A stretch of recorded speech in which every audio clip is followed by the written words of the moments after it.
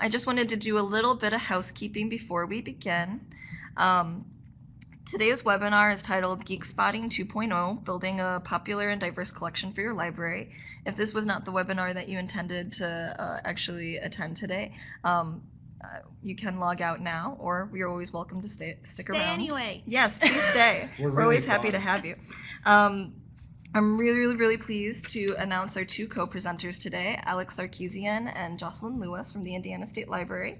Alex is currently at the Allen County Public Library, and they're here today to talk about diversity in geek culture. Again, we have a little bit of housekeeping to do before we begin. This webinar is part of our Tools, Tips, and Trends series. If you'd like to register for other webinars available in this series or new trainings that are coming out in 2018, you can always look at the Indiana State Library's events calendar for a full list of all of our current in-person and online training options. The Indiana State Library has many ways we try to stay connected to library staff across the state. For weekly updates on upcoming trainings and to learn more about what's happening in libraries across the state, please subscribe to our weekly e-newsletter, The Wednesday Word. We also offer a blog which provides information about the Indiana State Collection, interview spotlights on library staff from across the state, and information about upcoming events at the Indiana State Library. For today's session, the presenters have requested that you ask the questions in the chat box as they arrive. I'll be collecting these and also providing a slight gentle interruption to ask your questions as they come. And of course, we're always going to have a Q&A at the end as well. The session today is worth 1 LEU, and you'll be able to download your certificate at the end of the presentation. Once you download it, you can then edit it to include your name and then save a copy for your own file. If at any point during the webinar you experience any sound issues, please see the sound issues box that's located just below the chat box that's on the left-hand side. If there is a global sound issue, we'll announce that in the chat pod. And if you're unable to resolve the sound issues you're experiencing, please remember that we are recording today's session, so you will be able to watch it offline or at a later date after the meeting has ended. Without further ado, I'd like to turn it over to our presenters now. All right, good morning, everyone, and thanks for joining us for our presentation. I am going to share my screen with you so you can see the presentation. And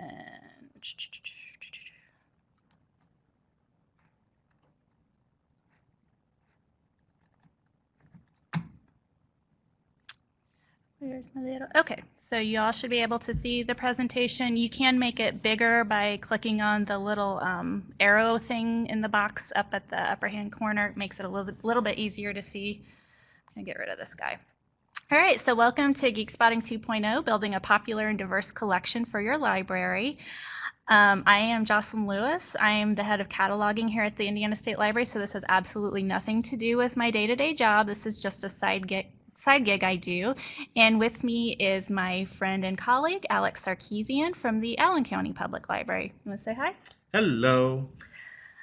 So just before we start, we did give this presentation at ILF a couple weeks ago, so if this might be the second time you're doing it, which is fine. I recognize some of the names in the list, and I know some of you weren't there, so this should be new to you. A couple years ago, we gave a similar presentation on diversity in comic books, and this one's going to be very different. We mainly looked at the history of diversity in comic books, and our recommendations are all completely different than they were a few years ago. So if you are knowledgeable about comic books and we don't recommend a few things that you think are obvious, it's because we recommended them a few years ago, most likely. Like Miss Marvel. Like Miss Marvel. She is on the front and center, but we did mention her a few years ago because she has been consistently published since then, which is good. So we aren't going to recommend her because we assume you all already know about her and are getting her anyway. But we do have some brand new recommendations for you towards the end. So before we start, I want to talk about why we keep revisiting this topic. And for me, this is kind of a personal thing. When I was a little girl growing up in the 1980s, I had two brothers, one older and one younger. So I was steeped in boy culture. And so they were, you know, the main people that I played toys with. And so when we'd play toys together, there weren't a lot of like girl versions of the toys for me to play with because I always wanted a girl to like head my crew. So I pretty much had Princess Leia, and that's it. I also had a pink Voltron. Her name was Princess Allura, but she was very much a not important Voltron character. So it was really frustrating as a girl to have like all of this awesome action stuff happening and very few like good female characters involved. And I think in the past few years especially, that has changed a lot. No, I wasn't really into She-Ra. She was very pastel-y for me, and my brother didn't take her seriously. So Leia was a female character that my brothers actually would play with too. They often stole my minifig of Leia to play with. She-Ra she's very girly for me, I guess. So do you want to add why you're revisiting this? Part of it is I enjoy pop culture, and it is definitely a trend in current pop culture. You're seeing a lot more diversity than when I was a kid growing up. But I remember as a kid, I was a collector. I loved like G.I. Joe and Transformers and all that stuff. And I remember even thinking as a kid how difficult it was to find female characters, like action figures of them, let alone if there were any in my favorite cartoons.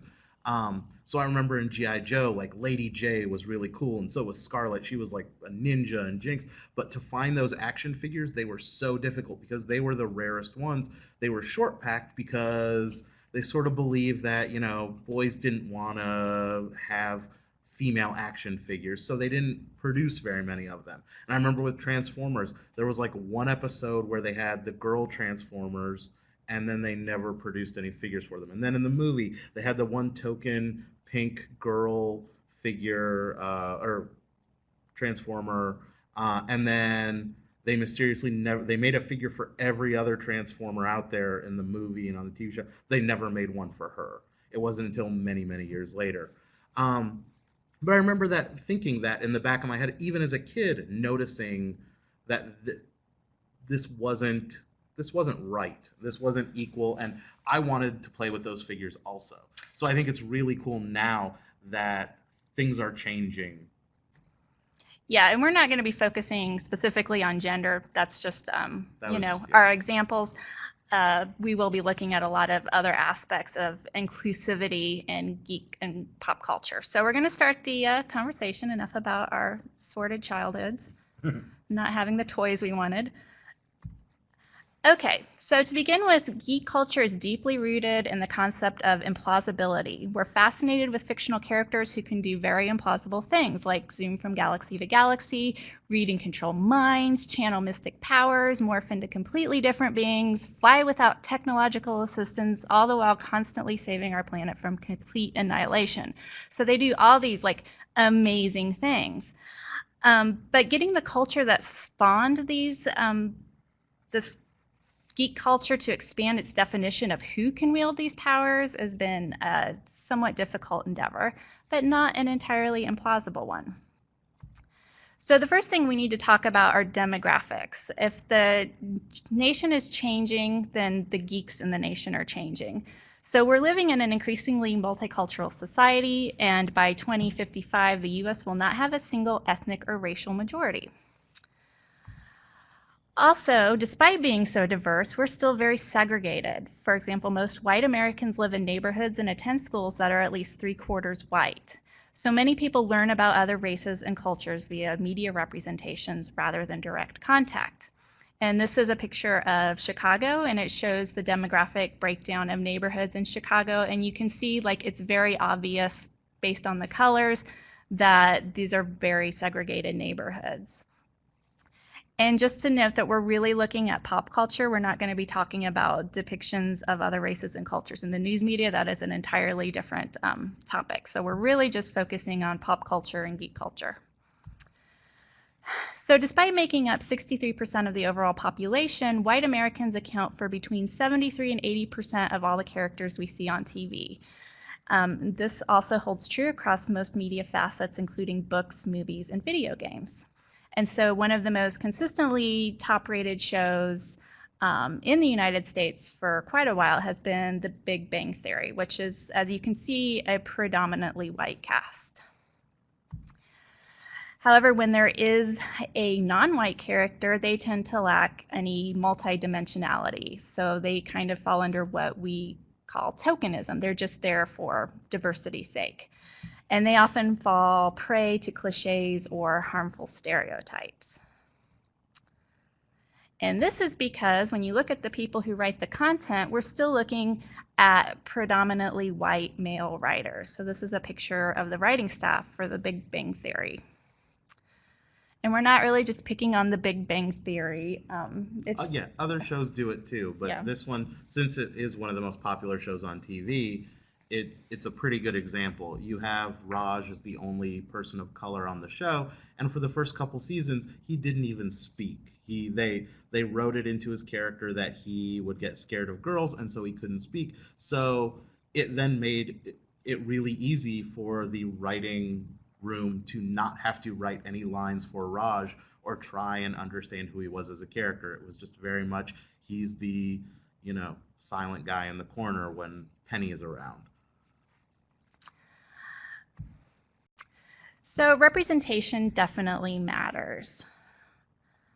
And if you haven't seen this picture, this is from a photo essay in O Magazine about race in America. So this is kind of the opposite of what we normally see. We see a white child at a toy store and all of the toys don't look like her at all. So not surprisingly, studies have shown that people like to see themselves represented in pop culture and naturally gravitate towards characters based on their social identity groups. So in other words, girls are attracted to stories with female protagonists, just like I was when I was a little girl. I wanted to see girls be the, cool main characters. More specifically, a Black girl seeks media characters who resembles her and her experiences.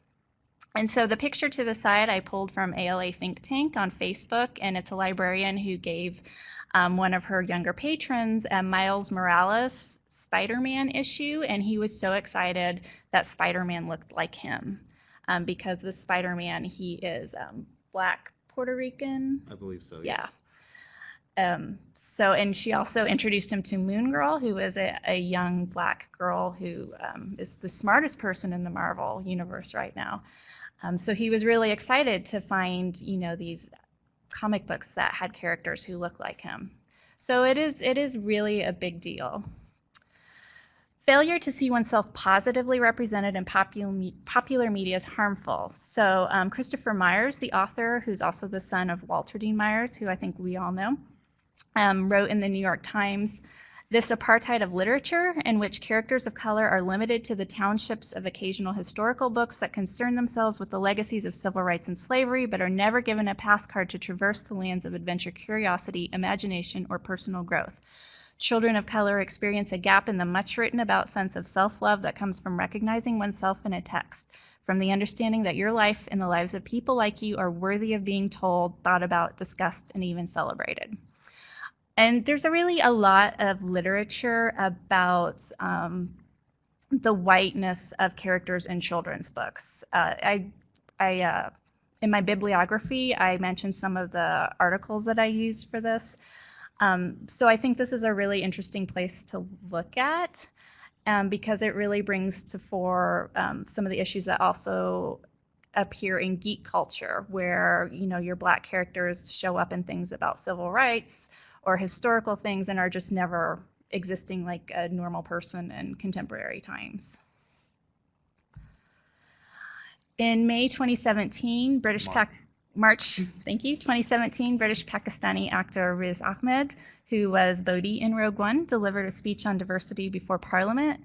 And he said, "If we fail to represent, we are in danger of losing people to racism. In the mind of the ISIS recruit, he's the next James Bond, right? Have you seen some of those ISIS propaganda videos? They are cut like action movies. Where is the counter narrative?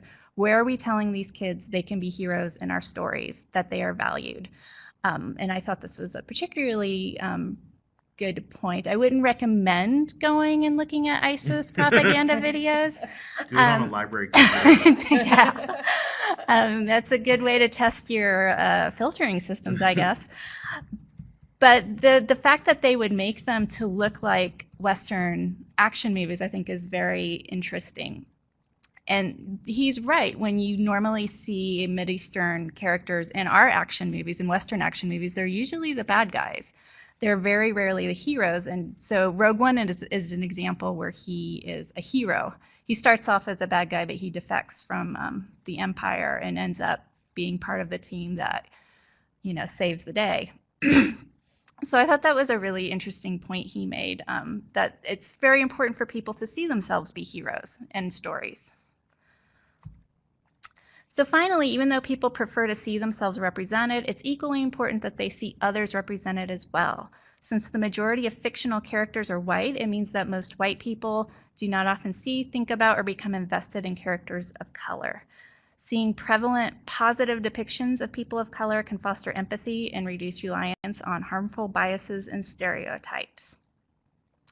So I know a lot of communities in Indiana, are, especially smaller communities, are predominantly white, or you think they're predominantly white. You might just not have people coming into your building who aren't. But it's still important to collect things that feature a protagonist or a main hero who is a person of color. So the implications of all this for comic books and geek culture. Geek culture traditionally has been the domain of straight white men, like my friend Alex over here. So the massive successes of franchises like the Marvel Cinematic Universe and TV shows like The Walking Dead and the increasing popularity of both video and tabletop gaming mean that new people, including lots of women, are flocking to their local comic book stores and gaming conventions. So geek culture generally embraces a the more the merrier attitude, because the whole point is to connect with other people who obsess over the same fandoms. So you want to network with people who are super obsessed with Doctor Who or whatever. However, there's a rather small but very vocal minority of fans who have demonstrated a rabid territorialism, which can intimidate and deter potential fans. And so we're going to talk about a few instances of that. So the first one we're going to talk about is the battle for Ghostbusters. So in the summer of 2016, there was an all-female reboot of Ghostbusters. And there was a huge online attack by quote-unquote fans who really did not want the film to exist at all. And this culminated in a weekend in which the actress Leslie Jones, who's pictured here, was under a really, really horrible Twitter attack that was full of racist and sexist comments. It was pretty nasty. And this also is the reason why there are no more message boards on imdb.com. They completely shut it down because people were out of control with it. People were criticizing the movie and trashing the movie and giving it bad ratings before it had even come out or had been finished filming. Just the idea of female Ghostbusters was so terrible that they were trashing it before it was even finished being made. Yes. So that was a pretty bad one. This one is kind of just more funny. So when Wonder Woman came out, the Alamo Drafthouse, which is a really famous movie house in Austin, they offered women-only screenings. So the only women working the theater that night were going to be women, the ticket takers, the projectionists. Everyone was just going to be, it was going to be a celebration of women for the opening of Wonder Woman. They also were having regular showings of Wonder Woman.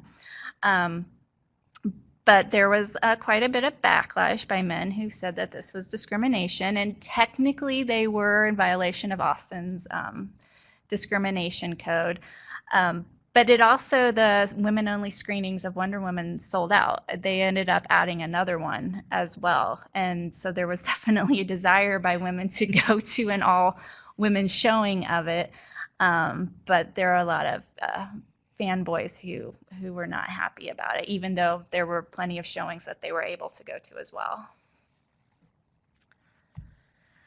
Black Hermione. So when Harry Potter and the Cursed Child was announced, a black actress was called to play the role of Hermione Granger. And J.K. Rowling got really frustrated with fans who were just freaking out about this decision. And she reminded everyone that Hermione's race is never stated in the books. So again, this kind of ties in with the idea of implausibility. This is a fantasy realm with dragons and wizards and all this stuff, but yet the idea of a black Hermione Granger is just implausible for some people. So again, people get really territorial about their franchises, but What was strange was everyone was okay with Dumbledore being gay. okay, yeah. But Black Hermione was like, that was the straw that broke the racist back. Gasp. Whitewashing Hellboy. So earlier this year, it was announced that Ed Skrein, who was not Asian, was going to play an Asian character in the Hellboy. Is it a reboot or just a? I think it's like a prequel. A prequel? Okay. So people complained, and then Skrein bowed out of the project, and he issued this statement. And I'm going to read some of it because I think it's a really good statement. So he wrote, "It is clear that representing this character in a culturally accurate way holds significance for people, and that to neglect this responsibility would continue a worrying tendency to obscure ethnic minority story voices in the arts. I feel it is important to honor and respect that. Therefore, I have decided to step down so the role can be cast appropriately. Representation of ethnic diversity is important, especially to me as I have a mixed heritage family. It is our responsibility to make moral decisions in difficult times and to give voice to inclusivity. It is my hope that one day these discussions will become less necessary and that we can help make equal representation in the arts a reality." So that was a really graceful way to bow out of the project. And the creator of Hellboy, Mike Mignola, he was very thankful to Skrein for doing this. But this isn't the first time this has come up recently with comic book or movies. Yeah, the whole whitewashing, especially Asian characters, has become a bit prevalent lately in Hollywood. Other examples, earlier this year we had the movie Ghost in the Shell, where Scarlett Johansson was cast in the lead, which was a bit of whitewashing. And then also in the Doctor Strange movie, the Ancient One was an old Asian man in the comics and then was completely changed to Tilda Swinton. Who is neither Asian. She is odd, but she is odd. But for some reason, this has been happening a lot with Asian Yeah, characters. especially Asian characters. And we can all thank Emma Stone for her role in Aloha, where she was supposed to play a Asian Pacific Islander, and she is very much not. Yeah. The movie was pretty terrible besides that. But that sort of, that was the big one that made a lot of noise, and then we've been seeing it all throughout the last year or two. Yeah, so it's increasingly happening that people are like, no, don't do this. Cast someone who is culturally accurate for the role. So this is an example of an instance in which the fans howled, and at least the actor, he responded. So perhaps in part as a response to some of these issues, many groups and websites have formed to give voice to people who feel marginalized by mainstream geek culture, and these are a few of the groups that I follow. The first one is the Mary Sue, and that really focuses on women and geek culture. They've been really political lately, which everyone's been very political lately, but I feel like they've kind of stopped doing a lot of comic book reviews and essays about actual things that are coming out.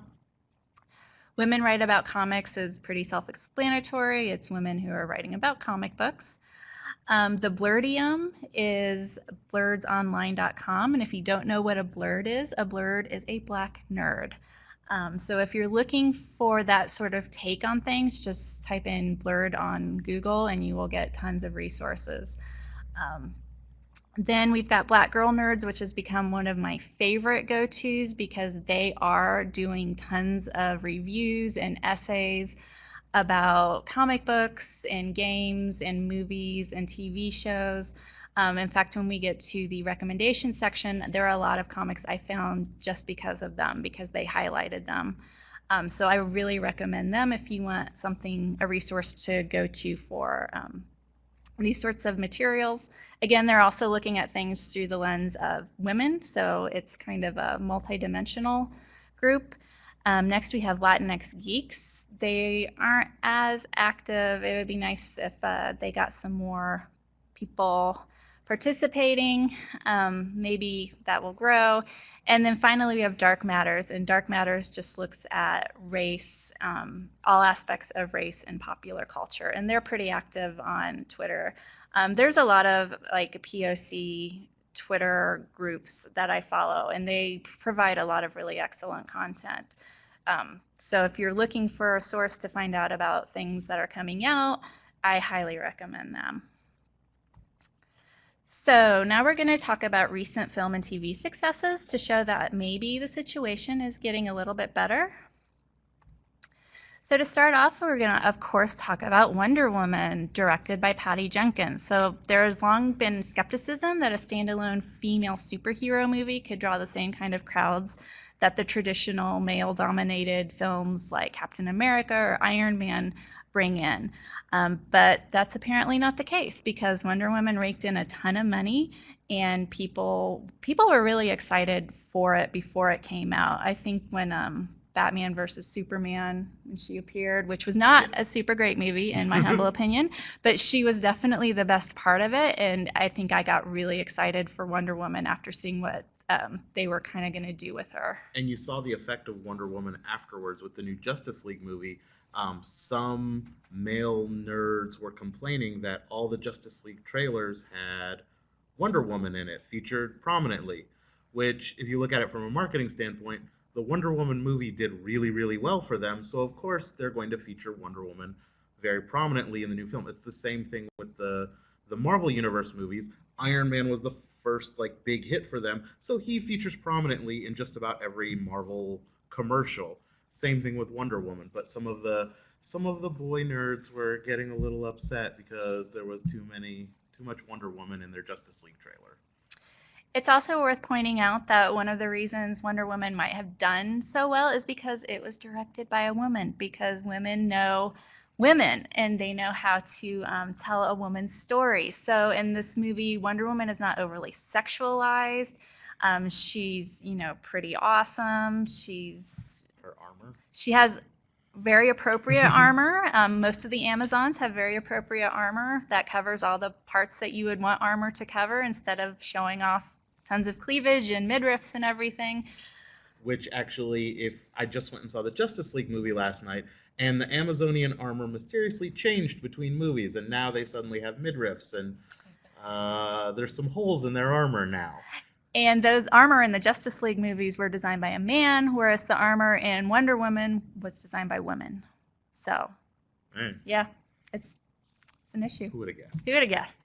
The next movie we're going to talk about is Get Out, which was directed and written by Black comedian Jordan Peele of Key and Peele fame. And this is kind of an amazing movie because the plot is an obviously scathing commentary on racism in America. It's not even trying to hide it, but it still made an amazing amount of money. This is a horror movie, but there's a lot of overlap between horror fans and geek fans. A lot of us like both. So that's why we wanted to bring it up, and it was just kind of amazing how well it did considering what it was about. And it's a really amazing movie. Next we have Logan, which also did really well, even though this is a very atypical superhero movie. So it featured a fierce young Latina protagonist, Laura, who is also X-23 in the comic books. And the plot of the movie draws heavily on the immigrant experience. So the director said, "We all felt the unrest and the nationalism and the upheaval across the border and the antipathy towards immigrants in this country. We were very conscious that we were using some of that real feeling to create a reason why Logan has retreated. When the country is like this, how do you fight or protect people?" And so this is kind of an interesting story because the whole point is they are trying to get the mutants across America and into Canada because America is not a very safe place for mutants or immigrants. Yeah. And then Rogue One, which again, our box office now, we're getting into the billions of dollars. And Star Wars has really gone all out with taking the Princess Leia idea, and they're really running with it with everything. Mm-hmm. So everything now has a strong female lead. And Rogue One was very interesting because it didn't have a single white male protagonist. The entire crew of the Rogue One crew were made up of a Mexican actor, a Pakistani British actor, and then 2 Asian actors. And Diego Luna, who played Cassian Andor, he said, "The films are changing because the audience is changing, and the audience wants to feel represented. Today you go to the cinema, and if you're not looking at the screen and you turn, you see that diversity there, and that has to be portrayed in the frame." So another thing is that Diego Luna, when he acts, he usually keeps his Mexican accent, like as a principle, because he's like, "What? I speak English fine, it's accented. There's nothing wrong with having an accent." And I remember reading on Twitter a guy who took his Mexican-born dad to see Rogue One, and his dad was like so amazed that there was an actor who was a hero in a major movie who sounded like him. So these things really matter to people. They take it to heart. I personally love the Star Wars championing strong female leads because Leia was always the best, and they're just kind of creating a bunch of other Leias. So this is a really, really good step they're going in. But there are a lot of people who are like, enough with the women already. Enough with the women, enough with the color. There was, when Force Awakens was coming out, there was a trailer and it had John Boyega in his Stormtrooper outfit. And people freaked out about that there was a black Stormtrooper that was out there. And many nerds got real upset and real nervous. Now, as soon as they saw the movie and they saw how cool it was, they were totally fine. Yeah. But at the time, I remember there was this huge uproar over the black Stormtrooper. And some fans, they have a little trouble reconciling their childhood preconceived notions with what's going on now. And there's also the Where's Rey fiasco from when the Force Awakens came out, and it was hard to find Rey toys because they didn't make a lot of them.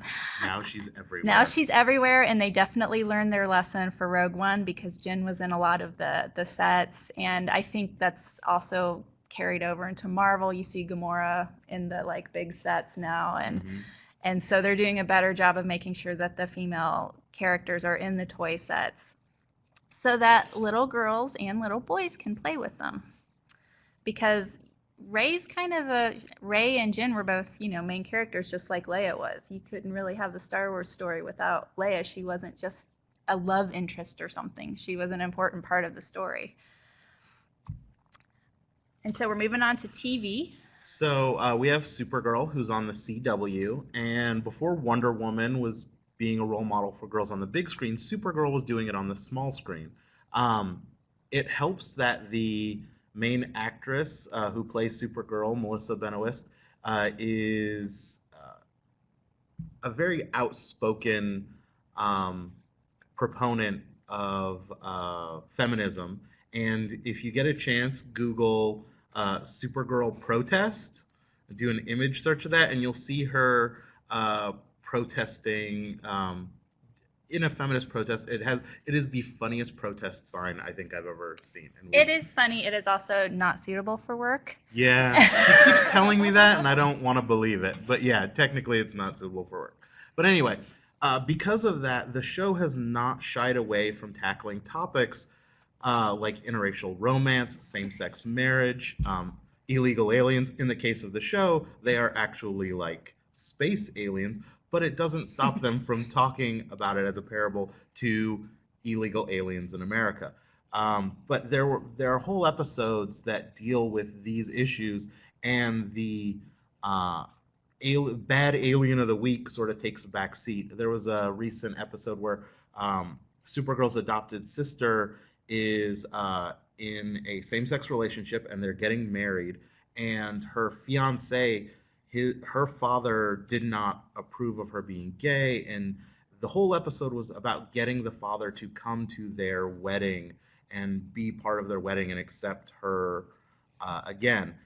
I'm pretty sure there was like an alien fighting something also in the episode, but I don't remember that part because that aspect of it was way more compelling and way more interesting. So it works really, really well.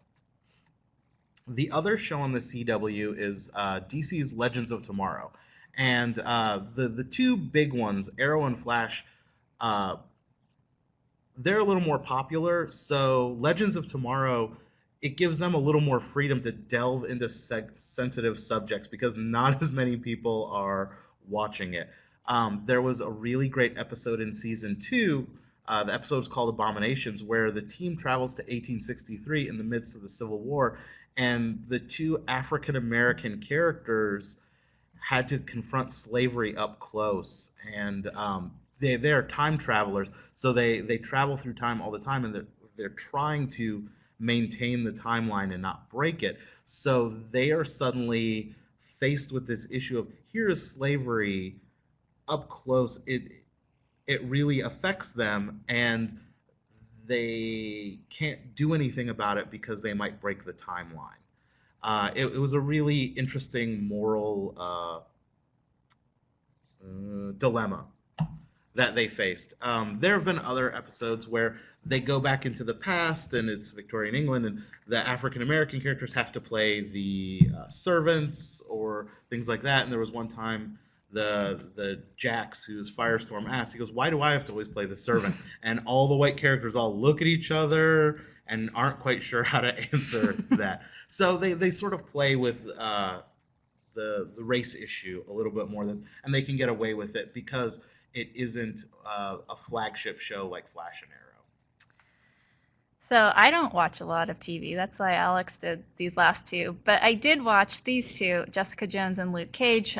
These were on Netflix only shows. Can you buy these? Yeah, they sell them. They sell them. They're Target exclusives. Oh, okay. So I recently had to go with my library credit card to Target and buy Daredevil, Jessica Jones, Stranger Things, because a lot of the Netflix shows are exclusive to Target. Okay, we do see that you can get Jessica Jones on Amazon, which I thought I had seen it for sale, but Luke Cage isn't available Luke Cage isn't available yet.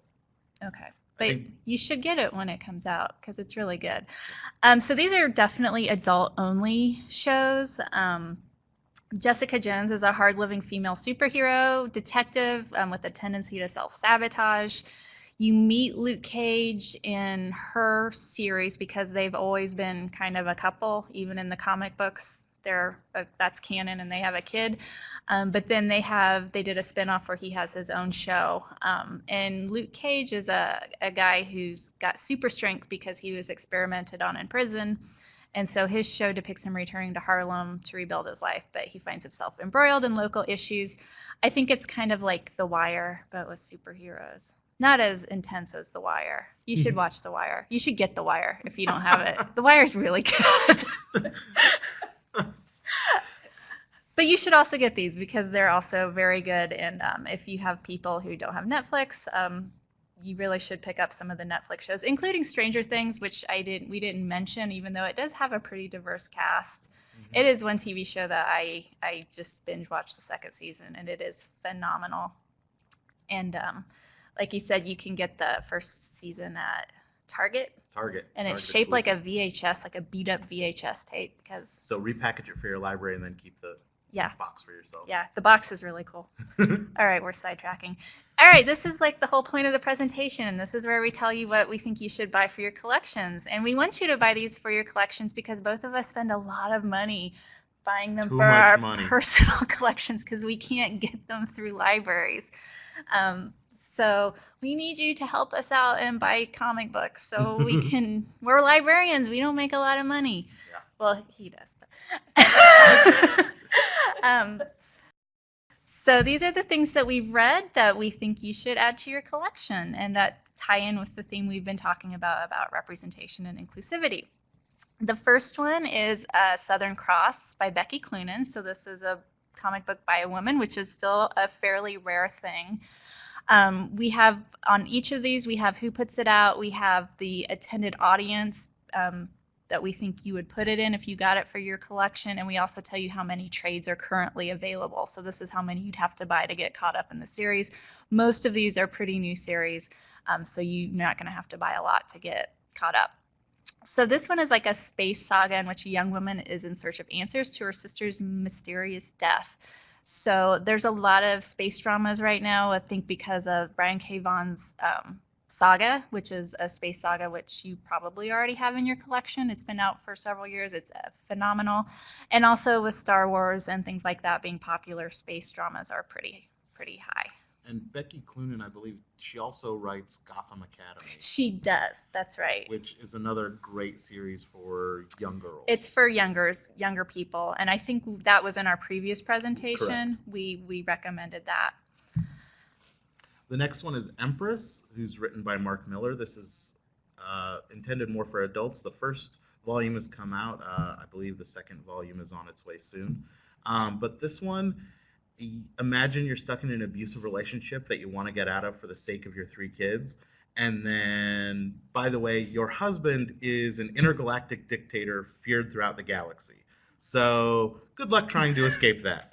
So it is very much a parable for, you know, being stuck in an abusive, tough relationship and feeling like it's impossible to get out of. This one is just set in the backdrop of this, you know, science fiction universe. Very interesting, but very much meant for adults. There's a lot of adult situations on just sort of complicated relationships with, you know, husband, wife, things like that. Yeah, again, this is kind of similar to Saga. So if Saga is popular at your library, this will play really well as well, because there's a lot of family dynamics in it, just like there are in Saga. I really enjoyed this one. The next one is Goldie Vance by Hope Larsen and Brittney Williams. And it's about a 16-year-old girl named Goldie who's pretty much Nancy Drew. She solves mysteries in a resort hotel owned by her father. This is definitely for younger readers, so middle school kids would get it. High school kids would work as well too. This is put out by Boombox. Boombox puts out Lumberjanes, which I think a lot of you probably already have in your collection, and it's been so popular that they are like, oh, hey, people like reading comic books about girls written by girls that are about like friendship and girls doing awesome things. And so we're just going to run with that. So I'm going to be recommending quite a few titles from Boombox in this. The Goldie Vance is really fun. The artwork's really great. And who doesn't love Nancy Drew? The next one is another one from Boom. This one is called Lady Castle. There's only one trade right now. So the premise is that all the men in the realm of Men Castle have been cursed and killed by a dragon, and so the women have to learn how to fight and defend themselves. So this is kind of similar to Why the Last Man. Brian K. Vaughan's, again, Brian K. Vaughan is just wonderful. And the premise of that one was all the men on Earth die.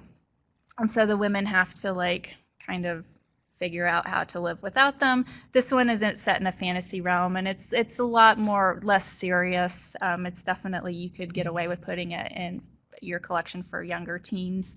But again, it's another comic book that is got pretty much all females in it, and it is written by a female author. Another one that we had mentioned last time that sort of fits with this is Rat Queens. Oh, right. So if Rat Queens is for a little bit older audience. Way older. But this is if you have fans of Rat Queens, they probably would also enjoy Lady Castle. Yes, and the trade is available. I just saw it at a bookstore. So some of these are really new because I actually read the single issues of Lady Castle before the trade even came out.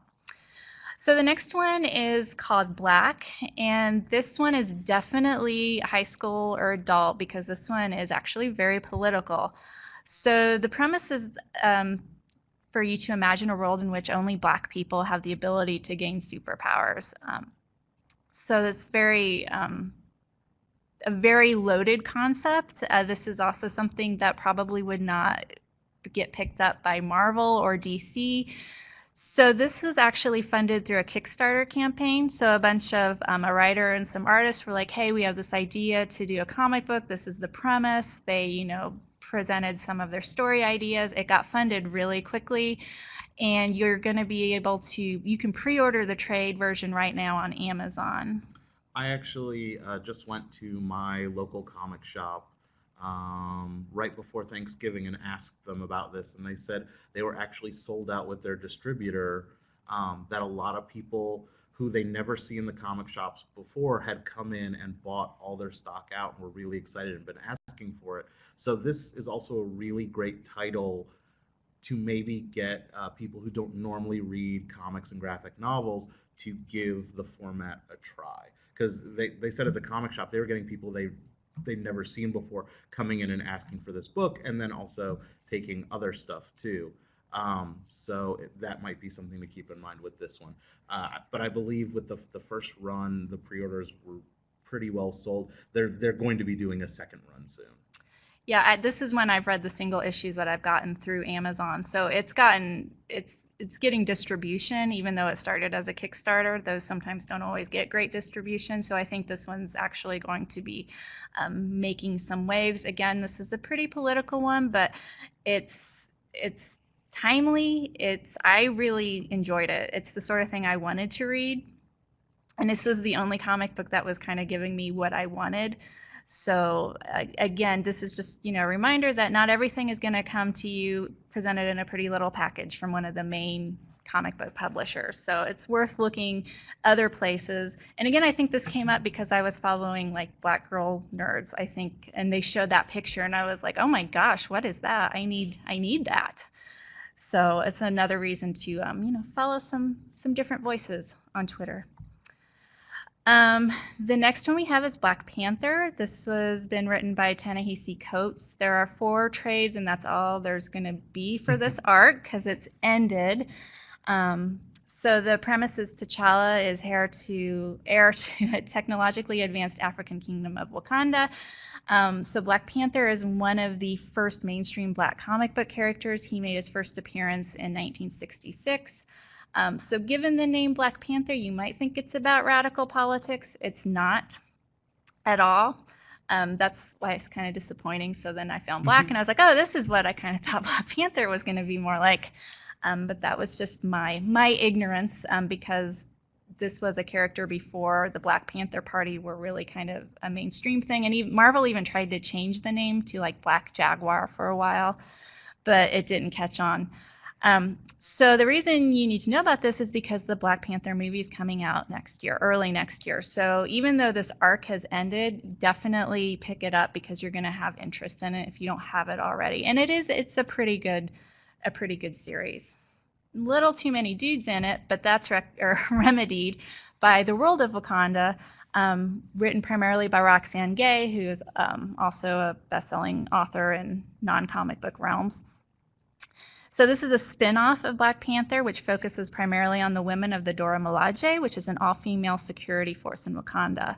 So the story revolves around the romantic relationship between 2 women who are bound to serve and protect Wakanda. So this is a story about 2 Black lesbians written by a woman who is also a Black lesbian. So this is not, a man's fantasy of what this would be like. This is a much more realistic, and it's a very, very good story. So this is just kind of a one-off trade, but I would pick it up as well in preparation for the movie because I know some of the characters in this story are in the movie. So this is some background information about them. The next is Misfit City. This is another boombox one. This is appropriate for middle high school. The trade for this is going to be available in a couple weeks. It's not out yet, but you can pre-order it.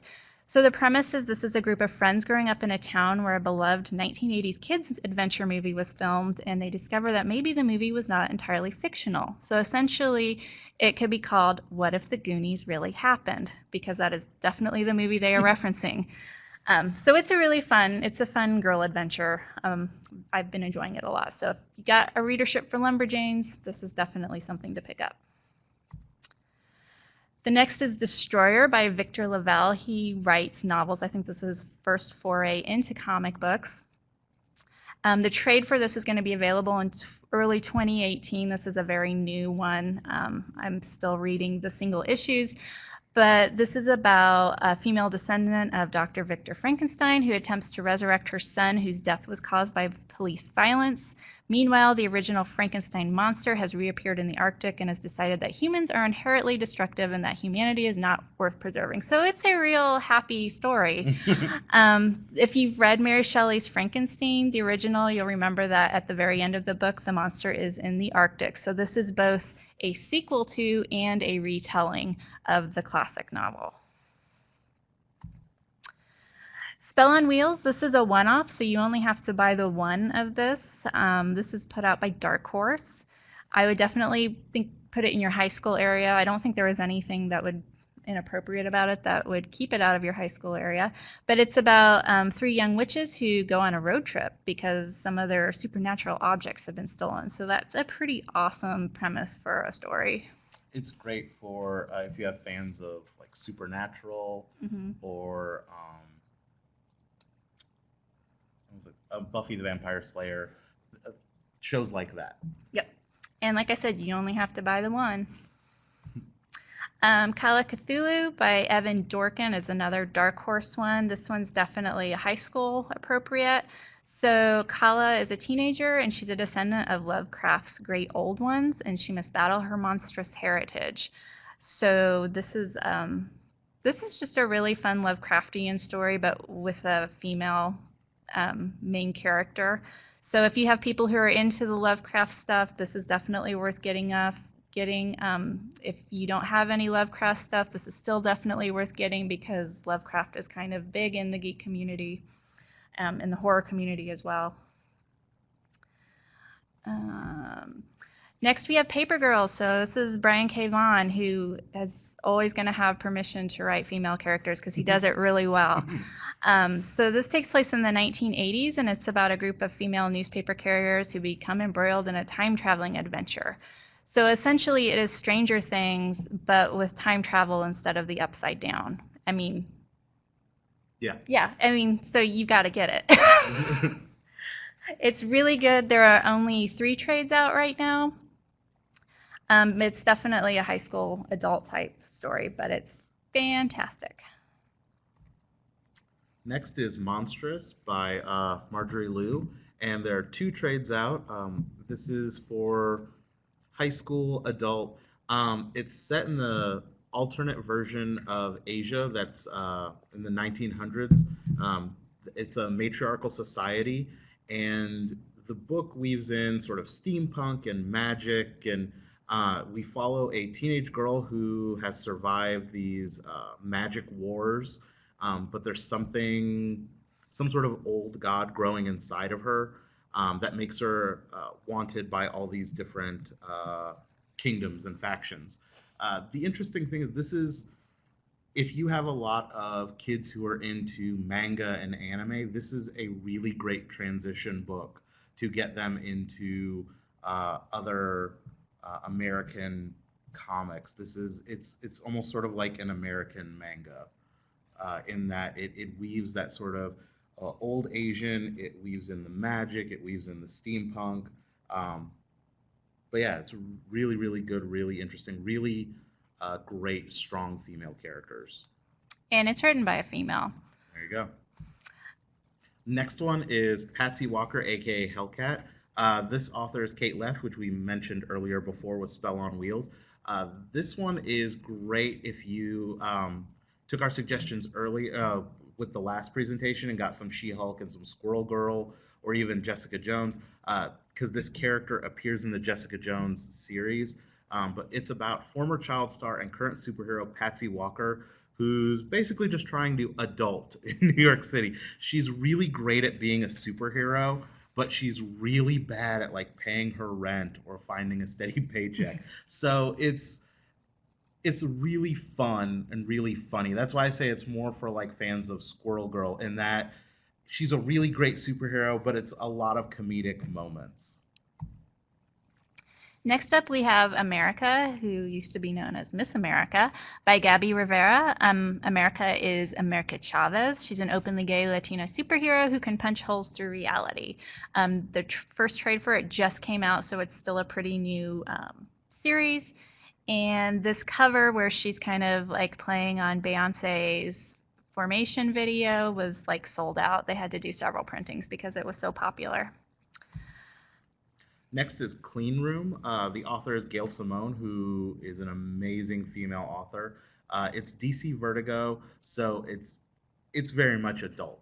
There are 3 trades available, but It is part horror comic, part commentary on sex, science, and religion. It almost is sort of looking at a weird canted view of Scientology, but it's all from a very female perspective, which you get with Gail Simone. She is great at giving the sort of female perspective of superheroes and comics in general.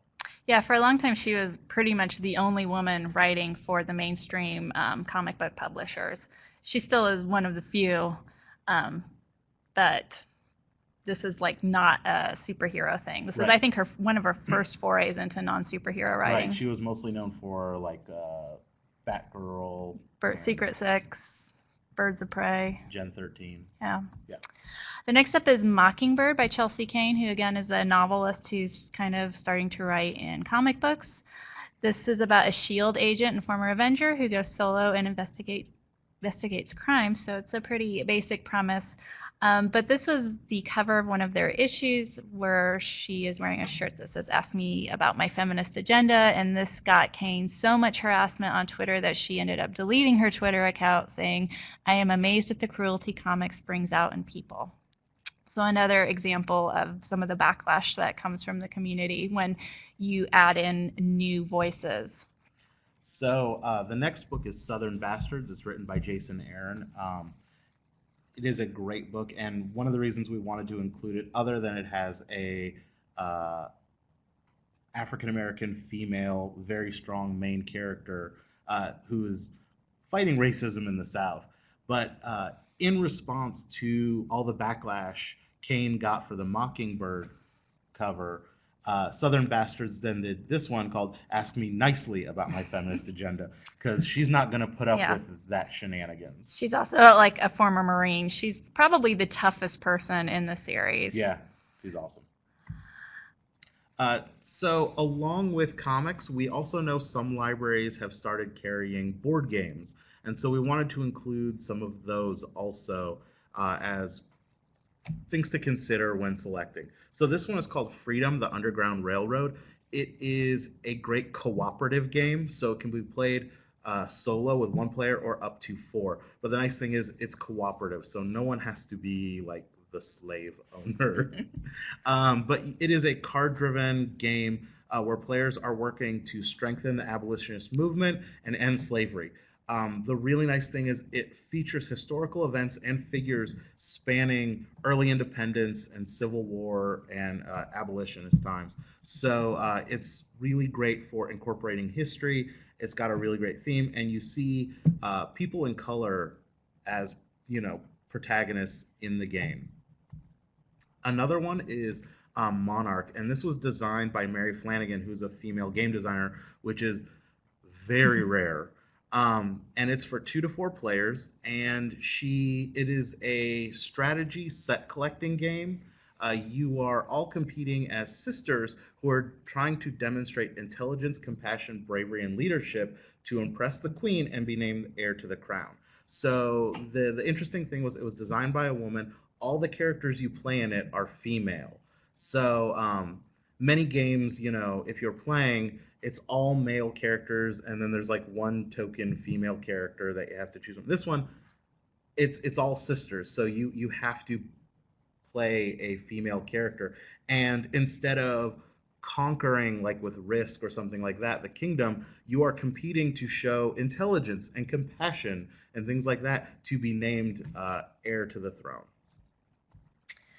So we've got some things coming up that we wanted to mention. Star Wars Battlefront 2, the video game, it came out last week. There are definitely some issues with it, but we wanted to mention it because it does introduce a new female character in the Star Wars realm. This one's a baddie, and there's a whole book with her backstory that you might want to get for your collection.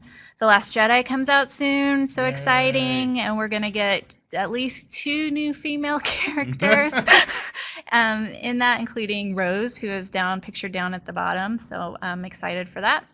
The 13th Doctor Who. For the first time, Doctor Who is a woman, and she's going to make her appearance as the Doctor on Christmas Day on the BBC. So that's coming up, and then we get a female Doctor Who, so that's kind of amazing. Black Panther, as we said, comes out in February.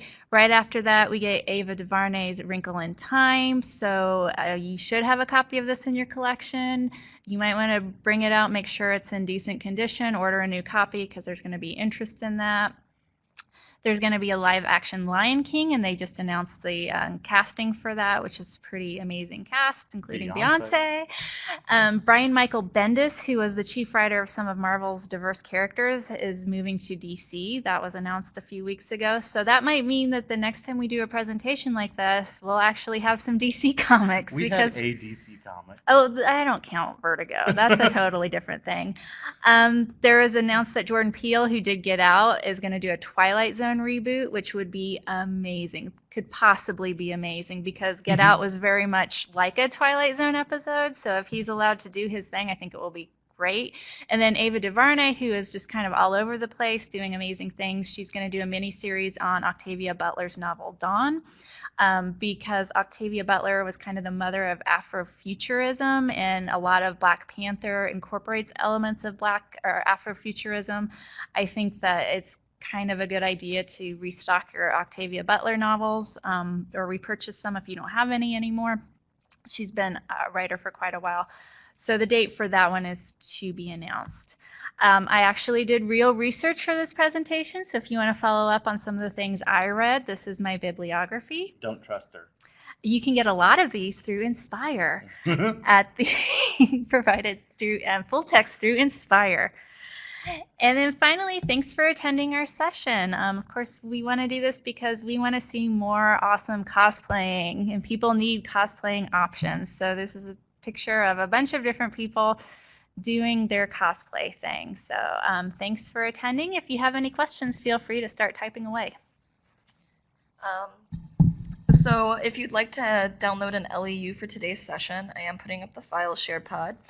Jocelyn and Alex have been kind enough to also give us the presentation slides. So you can also download a copy of those yourself if you would like to reference them in the future. Does anybody have any questions for Jocelyn or Alex? I did actually have one. I'm sure you guys covered this in the last session, the last time that you did this. But I was going to recommend the Love and Rockets series, because rarely can you find one series that covers the immigrant experience, LGBTQ experience, also like coverage of life in Mexico. It is a great series, but it is notoriously difficult to get complete runs. Yeah. Yeah, it's so that's why we didn't recommend it. Was we wanted stuff that librarians could actually buy. Yeah. Well, so I mean, I will say though that their trade paperbacks, they've done an excellent job with the compendiums, where now they're actually. So if you've ever read Love and Rockets, you know that it's not known for being a linear storyline, and it's been published on and off for over 30 years now. So it's kind of hard to get a clear sense of how you're supposed to read the stories if you're just collecting things. Now though, Fantagraphics has been really great about compiling similar storylines into single volumes. And many of them have been bestsellers, so many libraries have been buying them, not realizing just because they're bestsellers. So they're also like hardbound, and like they're in really nice. Yeah, really nice. I haven't seen the hardbounds. I've only seen the paperbacks. One of the great things about the series, though, is that Fantagraphics has also published a guide on how to read the series properly and what order, and I think that's really important. But yeah, no, we didn't mention that one. We also didn't mention Strangers in Paradise. Yes, love Strangers which in Paradise. Again was one that was out when I was in college and read a lot, and it's also one where they come out with like the little trades they try in, but like reading it in order is kind of is difficult. Oh, we just got a bunch of comments. So I see that Jennifer Taylor wanted to recommend a few things. The Expanse, The Orville, which I haven't seen yet, but I'm very curious about because I'm a Trekkie, and Killjoys. Thank you. And if anybody has any more suggestions, please, by all means, share those now. The Expanse is a great, great show. It's like Game of Thrones in space and less nudity. Do you have any suggestions on marketing your graphic novel collection to the community?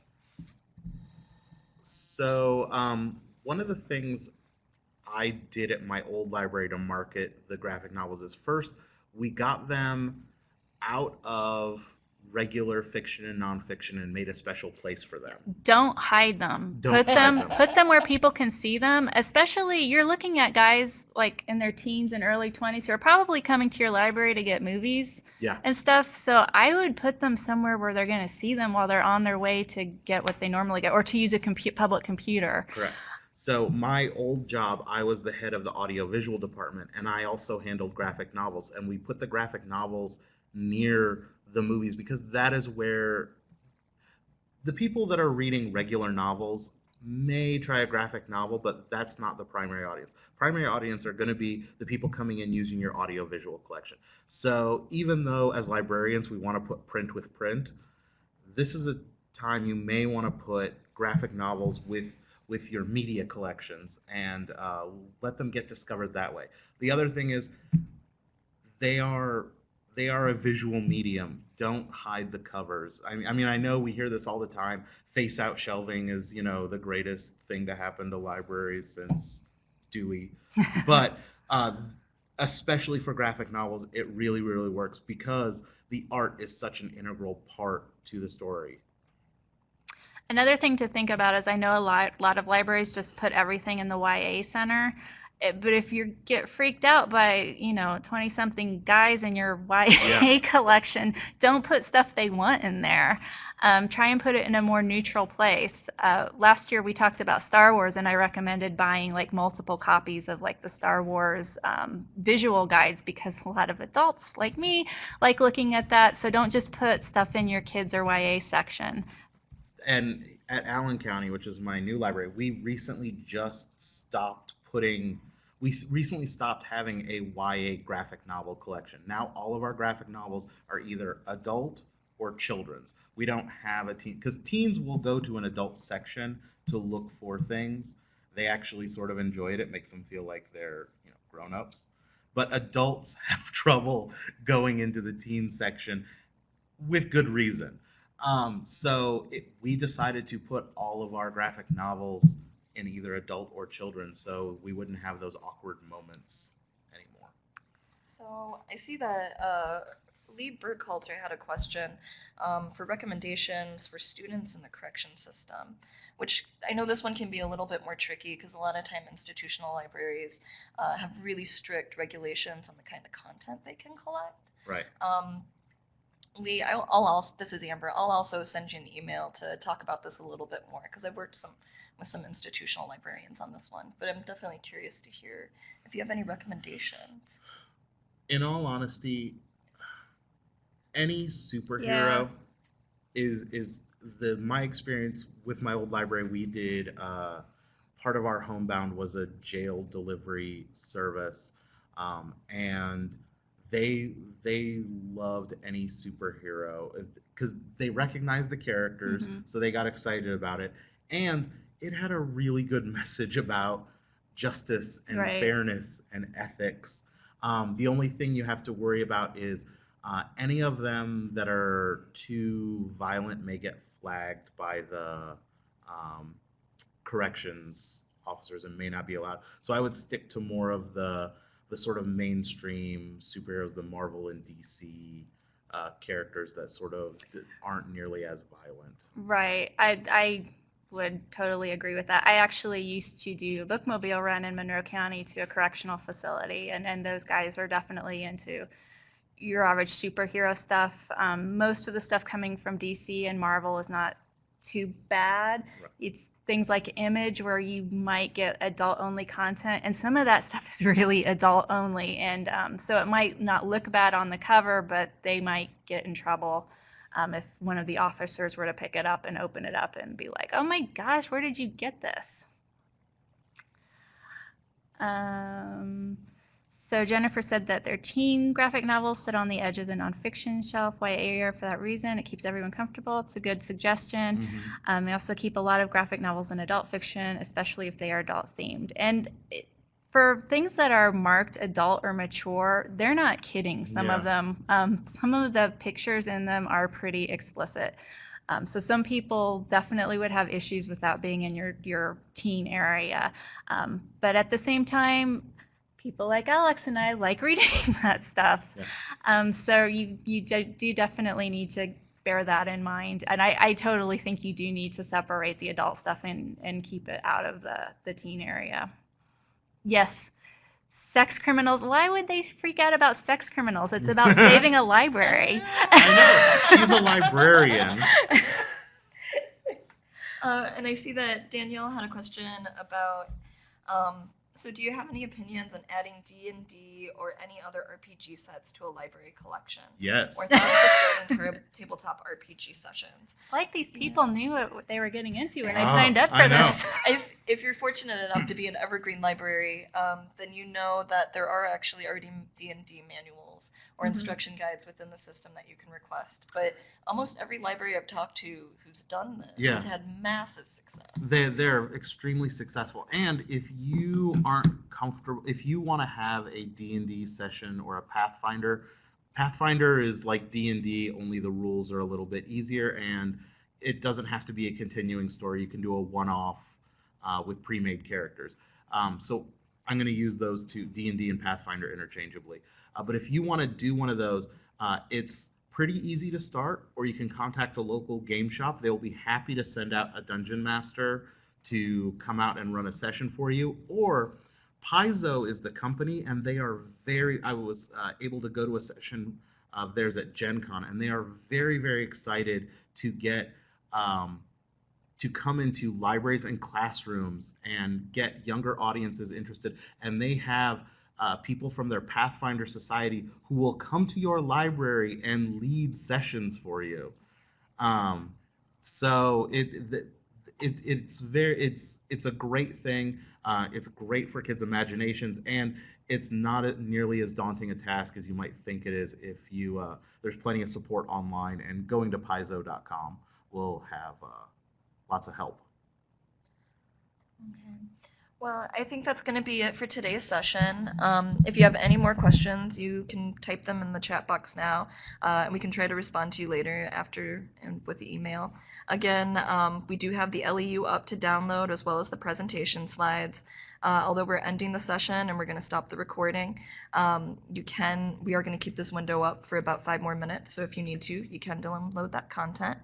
I'd like to once again thank Alex and Jocelyn for today's wonderful presentation.